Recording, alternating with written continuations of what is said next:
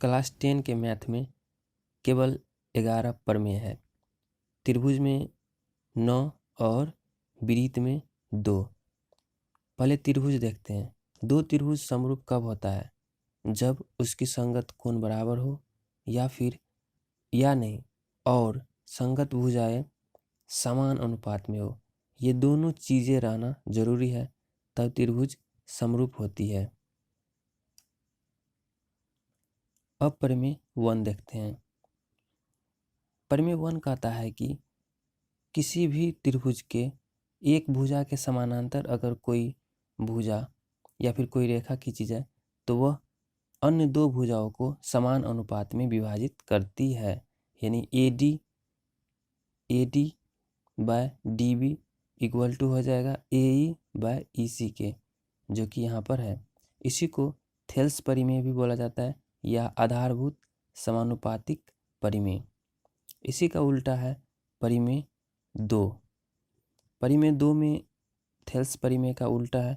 इसमें कहता है कि अगर समान अनुपात में भुजा दे दिया जाए, यानी कि AD by DB equal to AE by EC यह दे दिया जाए पहले ही, तब जो है क्या होगा, ये DE जो है DE ये BC के पैरेलल हो जाएगा। DE पैरेलल हो जाएगा, DE जो है वह BC के पैरेलल हो जाएगा, BC के। प्रमेय 3 में क्या होता है? प्रमेय 3 को हम लोग एंगल समरूपता भी कहते हैं। यानी कि किसी दो त्रिभुज के अगर सभी संगत कोण बराबर हो। संगत कोण मतलब जैसे ये कोण A है तो कोण D के बराबर होना चाहिए, कोण B कोण P के बराबर होना चाहिए, और कोण C कोण Q के बराबर होना चाहिए। अगर सभी संगत कोण बराबर है तो उसका जो संगत भुजाएं हैं वो समान अनुपात में होगी। यानी कि AB by DE equal to हो जाएगा AC बाय DF के। यानी संगत कोण अगर बराबर हुआ तो संगत भुजाएं समान अनुपात में हो जाएगी, और दोनों चीज हो गया तो त्रिभुज क्या हो जाएगी? समरूप। यही परिमेय 3 था। अब परिमेय 4 देखते हैं। परिमेय 4 में कहता है कि बेसिकली यह थ्योरम 3 का उल्टा है। इसमें संगत भुजाएं का अनुपात बराबर दे दिया गया है। यानी कि AB बाय DE बराबर दे दिया गया है AC बाय DF के, और BC बाय EF सब बराबर दे दिया गया है। संगत भुजाएं का अनुपात बराबर दे दिया गया है तो इसका संगत कोण भी बराबर हो जाएगा, क्योंकि ये त्रिभुज और ये त्रिभुज ABC और त्रिभुज DPQ दोनों सर्वांग सम है, कॉन्ग्रुएंस है। इसके कारण दोनों का एंगल सेम हो जाएगा, और एंगल सेम होने के कारण इसका सभी भुजाएं भी समान अनुपात में दिया हुआ ही है, तो ये दोनों त्रिभुज समरूप हो जाएगा। यही थ्योरम 4 था। आइए थ्योरम 5 देखते हैं। इसमें बोला जाता है कि किसी दो त्रिभुज का एक कोण, जैसे किसी दो त्रिभुज का एक कोण A कोण D, ये दोनों किसी दो त्रिभुज का एक कोण बराबर हो। जैसे त्रिभुज ABC में कोण A और त्रिभुज DEF में कोण D बराबर है, और उसके जो वो कोण है वो बनाने वाले भुजा का अनुपात बराबर हो। उसका जो अनुपात है वो समान हो तो त्रिभुज समरूप होती है। ये थ्योरम 5 था। अब थ्योरम 6 देखते हैं। थ्योरम 6 कहता है कि समरूप त्रिभुज के क्षेत्रफल का अनुपात उसके संगत भुजाओं के वर्ग के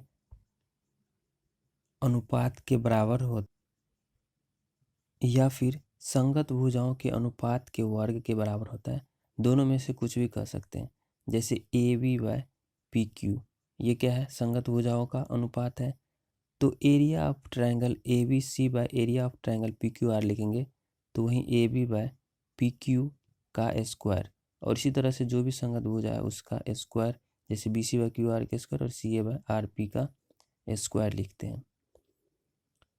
थ्योरम 7 कहता है कि अगर कोई समकोण त्रिभुज है, जैसे यह एक समकोण त्रिभुज है, तो इसका जो भुजा है ये वाला, ये हाइपोटेनस, इस पर अगर यहाँ से लंब डाल दिया जाए तो 3 त्रिभुज बन गया, त्रिभुज 1, त्रिभुज 2 और ये एक बड़ा वाला त्रिभुज।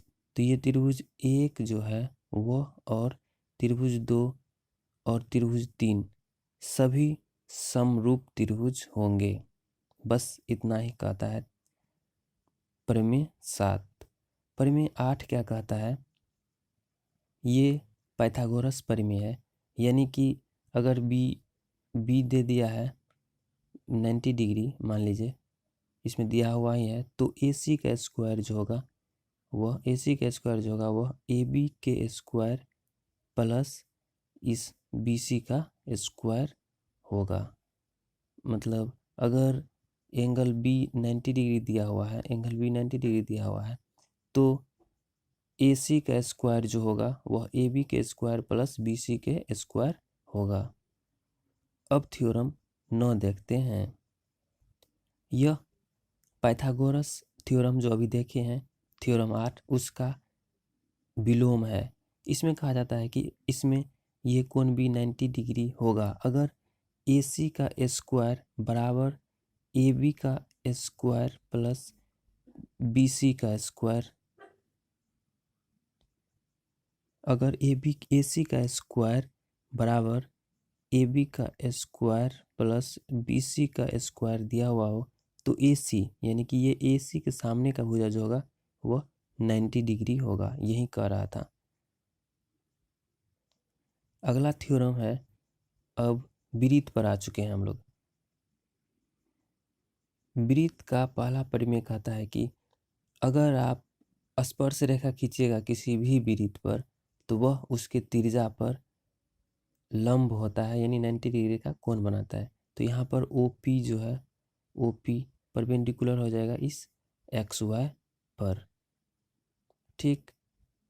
अब अगला थ्योरम कहता है, जो कि लास्ट थ्योरम है, कि कोई भी वृत्त में अगर किसी बाहरी बिंदु से, जैसे कि ये P है, यहाँ से स्पर्श रेखा खींची जाए, ये दोनों PQ और PR जो है स्पर्श रेखा है, तो ये दोनों जो रेखा है आपस में बराबर हो गई, यानी PQ बराबर हो जाएगी PR के। अगर हम बाहर यहाँ से भी खींच दे, जैसे यहाँ से खींचेंगे स्पर्श रेखा, तो ये भी क्या हो जाएगी? बराबर हो जाएगी।